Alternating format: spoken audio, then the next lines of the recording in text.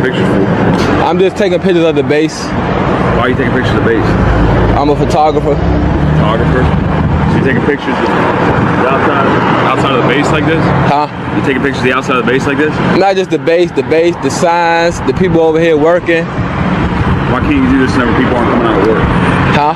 You do this whenever people aren't coming out of work? I didn't know they was coming off of work at the time. Yeah, they come out of work at like 3, 4 o'clock every day. You understand why when people come out of base at a military base and they see a guy standing out with cameras in today's day and age, you see why that kind of makes them a little sketchy? I don't know what that means today, day and age. The way that people are today with certain threats that come on military bases. I didn't threaten anybody. I didn't say you did threaten anybody. Yeah. What I'm saying is their perception of it. Right. See what I'm saying? No, I don't, but I get what you're saying, but I don't. Alright. You got your ID on you, partner? No. All right, guys. Today we're going to watch a situation escalate almost immediately after a photographer starts recording near a military base. Notice how the officers begin questioning him, as if simply holding a camera automatically makes him suspicious. The tension here builds fast because the cameraman stays calm while the officers keep bringing up national security and possible threats. What makes this clip powerful is how quickly the conversation shifts from casual questioning to demands for identification. Even though no crime has been established. No? What's your name? Just call me sir. Or you can call me partner. I can call you partner? Yes, sir. You don't have a name? You call me partner. What's your name though? You call me Jay. If you don't want to call me partner, just call me Jay. Okay. Well, here's the deal. At this point, you're standing on a road, all right, which is causing a traffic hazard. So I'm not saying you're doing anything wrong as far as taking pictures. I'm not calling it a traffic hazard. They don't have a sidewalk. Right. So that means you probably shouldn't be standing out here, right? Huh? That probably shouldn't be standing out here, right? So where do people walk? People don't walk on this road.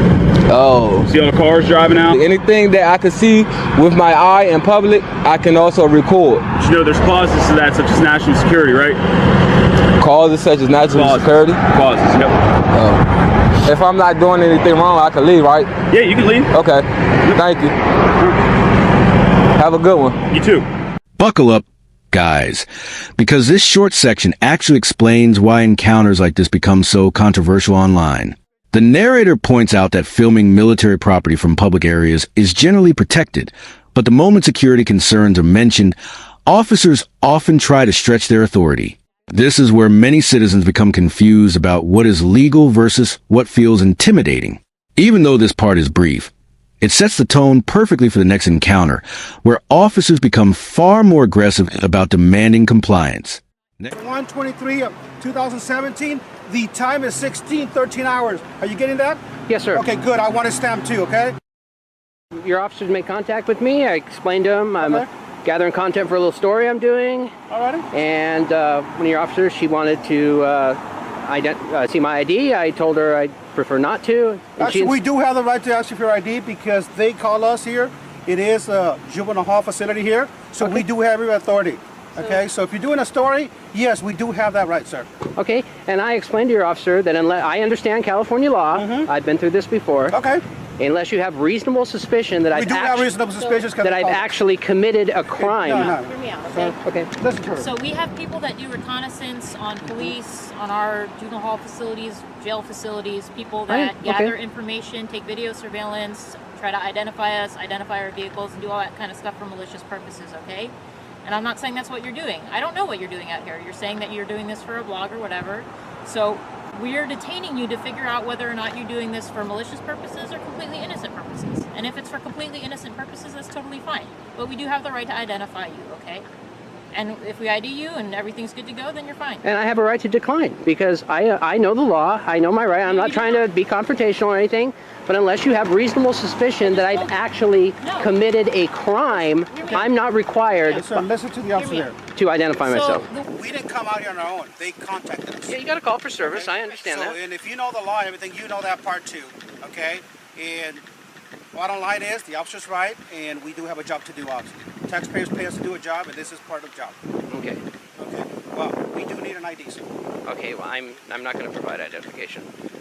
Like I said, I've been through this before. You know, I've been through similar situations. This way to start our camera too, so that way, everything's recorded. Okay. Okay. Sir? So. All right. This is what's gonna happen. Okay, sir. Okay? We're going to stand around till you take care of your business. Okay? And then whatever you need for your blog, do the filming here from here.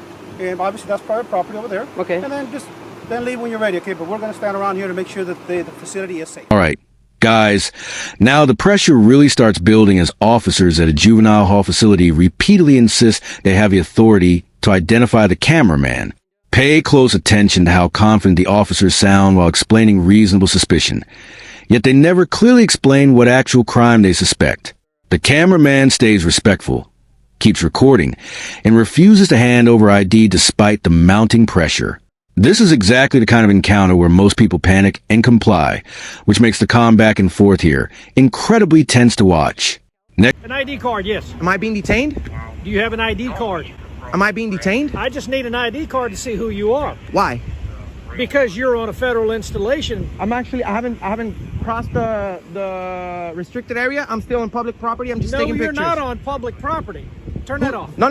Turn it no, off. sir, please get away from me. As soon as you get off that blacktop right there, you're on federal property. Sir, I'm working on a story. We're bringing awareness, freedom of the press.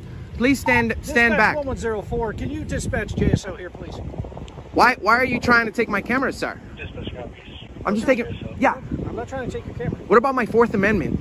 What about your Fourth Amendment? Am I being suspected of a crime? Did I seize anything from you? You're trying to illegal search and seizure. Did I seize anything from you? You're trying to get my ID as soon as you got here. I'm asking for your ID card. Okay, and I can nicely refuse. I'm just working on a video. I'm not trying to cause any problems here. All right. Can I have your name and badge number? Isn't it part of your policy to identify yourself? Nope, because you didn't give me your ID. That's because I don't work here. You're the one that's at work. You're the one that has a gun. You're the one that's giving orders, right? So at least tell me your name.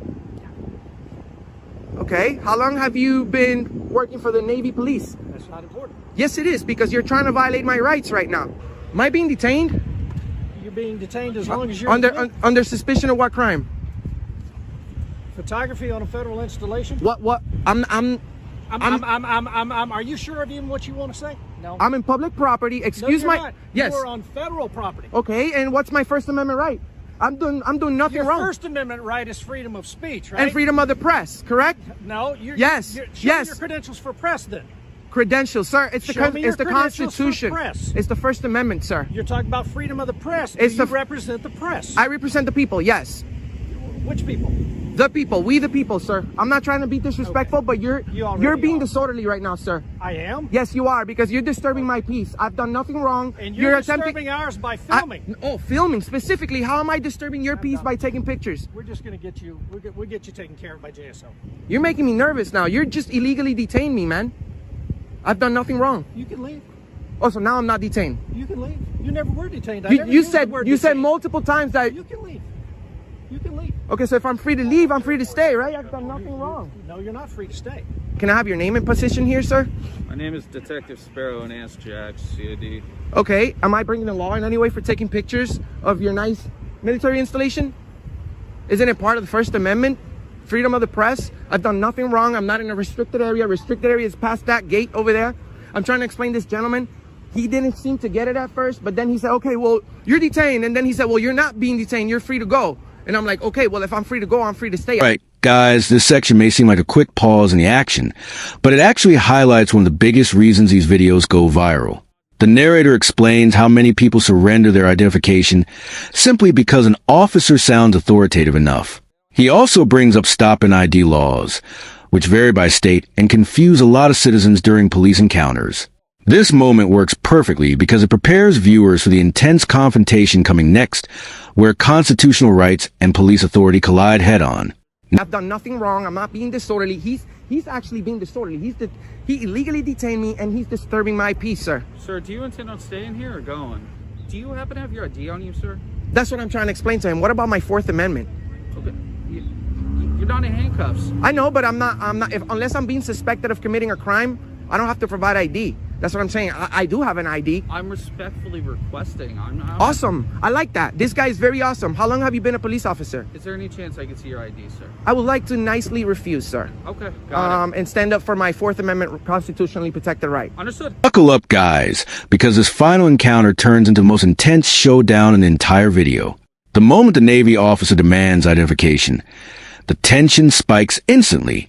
You can hear the frustration grow as the cameraman repeatedly invokes his First and Fourth Amendment rights while the officer struggles to justify the detention. What really makes this clip dramatic is a constant contradiction. First, he's detained and free to leave, but somehow not free to stay. That confusion exposes exactly why these encounters become so heated online. If you enjoyed this breakdown, make sure you like the video, subscribe to the channel, and turn on notifications so you don't miss the next one. We'll see you in the next video.